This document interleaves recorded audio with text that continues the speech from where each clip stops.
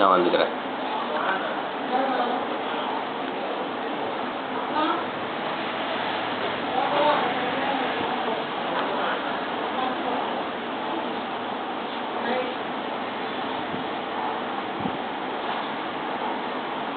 Shall I?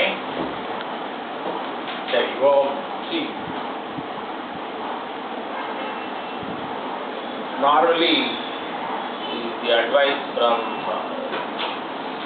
the older generation to the younger generation is don't argue. Okay. Now, we need to understand this word argument. Now, why do we need to understand this word? More importantly, there's a lot of decisions which are taken in the government, in the corporate world, where people have to come together, discuss, talk, and then, come to some good decisions. Now, what are the present processes through which we take decisions? Now, if you ask a normal, office-going guy as to what happens in the meeting, they'll say that whatever the IRS would like us to know, they call for a meeting and communicate to us. That means these lower rung people are supposed to listen, and the higher rung people are just supposed to say whatever they want to say. Now this is more like a power equation. But is it true? Partially true, but not necessarily, because if you look at the corporate ladder also.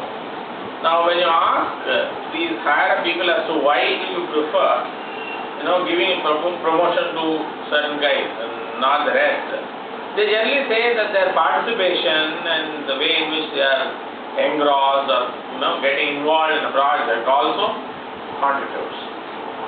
Now having said that, now in a meeting, therefore even the rest of the people are supposed to contribute the points. Do they? Okay. Now in one level of meeting they don't. Let's come to the next level of meeting. There are meetings in which everybody contributes their points. Now what will happen if there is a difference in opinion? If both the people are going to intensely get involved in the decision making and intensely support whatever they want to support, then we generally call this an argument. But technically speaking, this is not supposed to be called an argument. Because let's start from what is subjective and what is objective. Subjective is that which is different for different people. So objective is supposed to be something which both people agree, let's say. Now, in an argument, I say something and you don't accept whatever I say. Assume. Now, therefore, you want to say whatever you want to say and you try to make me accept what you say and I try to make you accept what I say. Then we quickly move on to I am right, you are wrong. And then we move on to saying you are wrong. No, look at that. There is a gap there. Is what I say is wrong or am I wrong? This is question number one. Question number two. Why do you want to pin my brand on whatever I say? No, I am somebody and I say something, but it need not be that I need to be holding on to whatever I say, because this is after all a decision making meeting. Probably even I am wrong.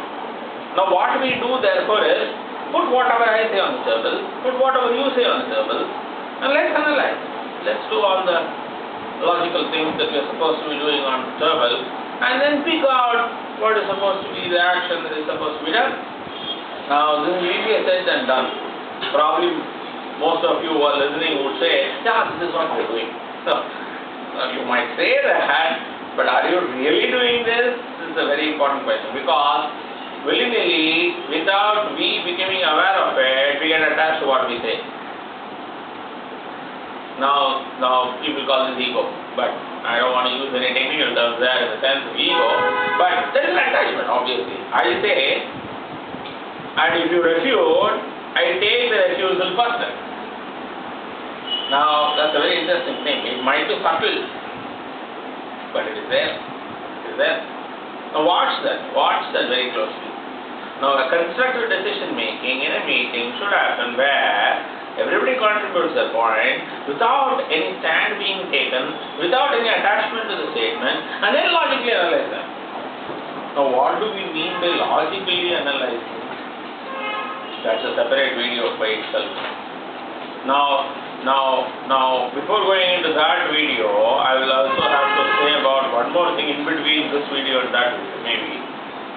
Which is, whenever I say something, you will question me, how do you know this is? That's a very important question. Now,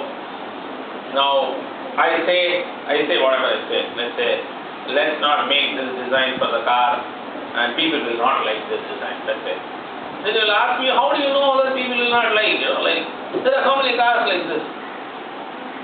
But if 1,000 people have bought a car of a particular style or a shape, that doesn't mean to say that all these 1,000 people bought those cars only for that particular shape.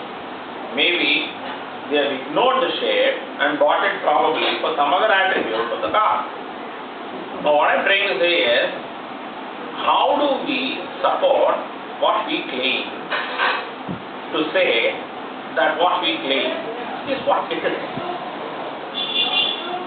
So to put the question in a very, very simple manner, how do one know whatever he claims to know that he knows?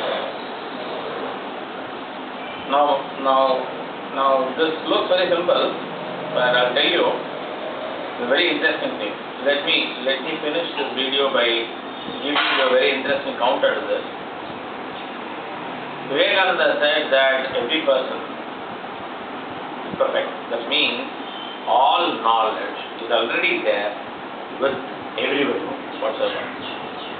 And what is then education and learning? All these are process to actually show the person who already knows whatever he knows that he knows. Meaning, how do I know whatever I know is an irrelevant question, because I already know everything. And it is only that I don't know that I know everything.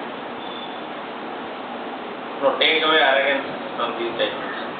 Don't see it from a very, mundane form. What I mean is, every one of us knows everything. So how come that I don't know that I know everything? No, that's a very interesting thing. I think I'll take that in the next lecture. Thank you.